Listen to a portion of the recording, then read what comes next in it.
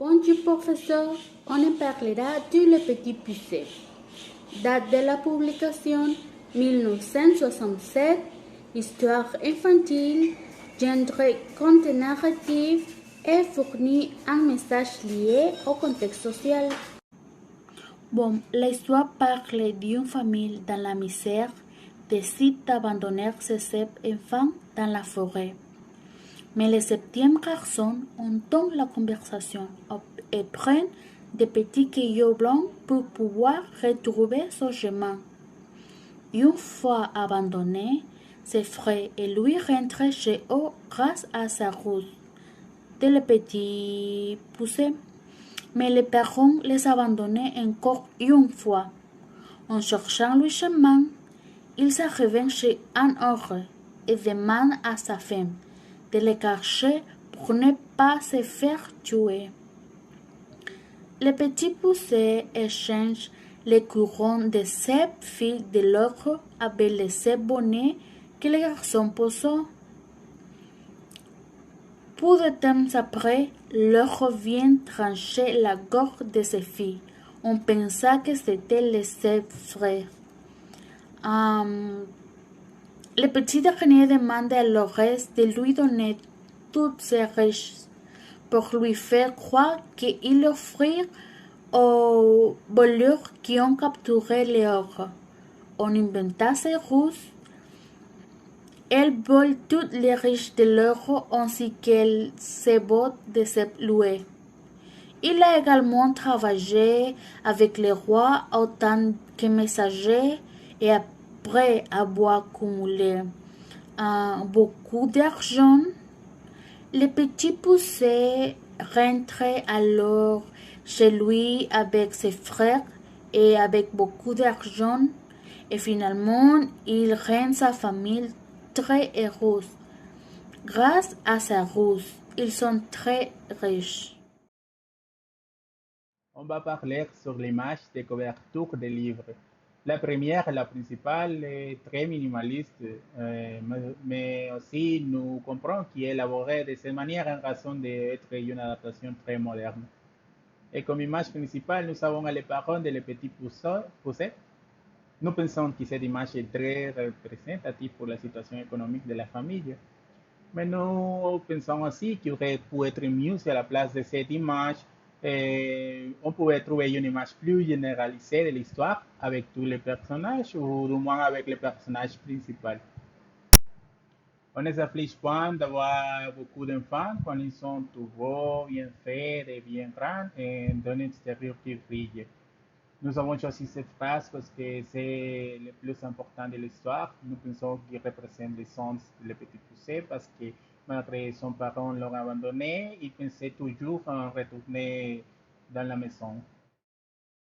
Le sujet de cette histoire est vraiment important car il adresse principalement aux parents à ceux qui envisagent d'avoir des enfants. Et l'objectif de cette histoire est de faire prendre conscience que les enfants ont besoin de mériter une bonne qualité de vie comme l'éducation, la nourriture, l'amour, la protection, etc. Et les enfants doivent être pris en compte comme une chose sérieuse qui marque un handicap. Être différent des autres doit être traité de la même manière et non sous-estimé, inclus de la même manière et que n'importe quel enfant. Et ce qui nous a le plus frappé, c'est la froideur avec laquelle les enfants sont traités et que les parents du petit poussé les abandonnent et qui l'autre veut le manger. Et ce que nous aimerons changer, ce serait la façon dont il écrit, c'est-à-dire avoir un peu plus de sensibilité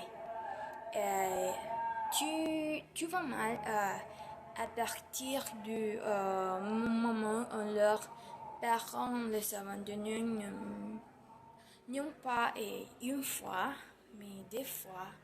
Et plus tard, l'attitude misogyne pour part de l'homme envers les femmes, mais surtout l'effet de romantiser la situation, la pauvreté et l'effet de faire voir les petits pucés comme les héros de l'histoire, alors qu'ils n'auraient vraiment pas dû aider ses parents et ses frères, car c'était le travail et responsabilité de son père et de sa mère. Et par contre, les petits pucés étaient une femme très intelligente, très courageuse, et encore et plus courageuse, mais qui n'eut un ton qu'adulte. Et malheureusement, cette situation est pas loin de la réalité, car on voit encore des enfants exploités par leurs parents, vendre des bonbons et travailler dans les feux de signalisation et demander l'argent. Et c'est très cruel et c'est une situation et c'est aussi une forme de violence. En conclusion, cela nous a-tu impacté dans l'équipe et nous les fait réfléchir sur l'enfance et sur les parents, mais surtout l'enfant et les enfants et leur qualité de vie.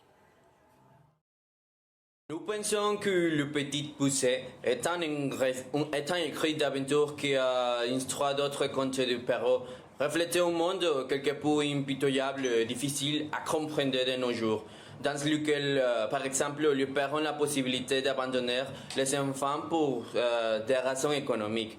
L'initiative qu'il nous donnait est que même si tout est traditionnel, une surprenante démonstration du talent avec diverses ressources qui le rendent exclusif et mémorable, comme le marché du chamois avec du mion de pain, la trompière avec le fil, de l'or ou les beautés du sebluy, un moment d'utiliser dans un but éducatif. Nous devrons considérer ces points de violence et décider si la maturité de l'auditoire est suffisante ou si l'histoire doit être légèrement modifiée. Nous pensons que Petit Poucet symbolise le bien, qui est petite, faible et discrète. L'or symbolise le mal qui est énorme, intense et bruyant, à part le mal est plus profond que le bien. Mais à la fin, le bien aidé par la sagesse, trompé du mal. Lui-même richesse, beauté magique et fortune, qui entre les mains d'une personne malveillante causant la calamité des individus ont la possibilité de faire le bien et d'apporter le bonheur de la disposition d'une personne. Bonjour, je parlerai de l'image comparative de Les Petits Poucets, de Perrault et les autres contes de Les Petits Poucets qui sont différents. Et Les Petits Poucets de Perrault et les pères de Les Petits Poucets étaient très pauvres et comme ils n'avaient pas d'argent pour l'entretenir, ils sont allés les perdre dans les forêts. Et les Petits Poucets, les pères de Les Petits Poucets sortaient travailler comme un bûcheron et sa femme veillait sur ses 7 enfants. Ils s'ailleraient aider les papés et se perdiraient dans les forêts. Les Petits Poucets de Perrault, les enfants voulant revenir entretenir dans les maisons, dans la maison de l'or. Et les Petits Poucets leur les avaient seuls dans les forêts et voulaient les manger. Mais ils se sont enfuis en lui jetant un arbre dessous. Le petit poussé Pérole, de Pérole, la femme de l'or était bon. Et l'autre, le petit poussé, la femme de l'or, était toujours une bonne femme. Et les petits poussés de Pérole, les filles de l'or, mangeaient de la viande fraîche et étaient méchants comme le père.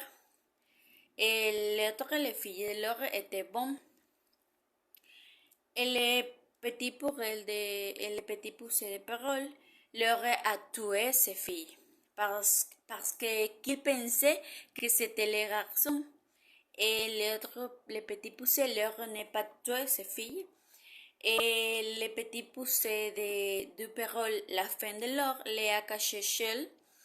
Et l'autre, le petit poussé, la femme de l'or, a donné beaucoup de nourriture aux enfants. Elle les a protégés de l'or. Et le petit poussé de parole, la femme de l'or, n'était pas une femme. L'autre, le petit poussé, la femme de l'or, aura une très jolie femme. Et le petit poussé de parole leur portait des bottes de ces lieux pour chercher le petit poussé et ses frères. Et leur portait des bottes à ces lieux et ça a une seule chambre pour chercher le petit poussé et ses frères et ses frères. Et le petit poussé de parole a trompé la femme de l'or qu'il était en danger et lui a dit de lui donner tout l'argent de l'or et puis le travail de messager et aider ses parents à sortir des pauvres. Et finalement, le petit poussé et l'autre, le petit poussé, et a appris à fille de l'or à se laver et à la femme. Elle a trouvé sa baguette magique et est devenue fée et est retournée à leur bon et tout était amis et héros.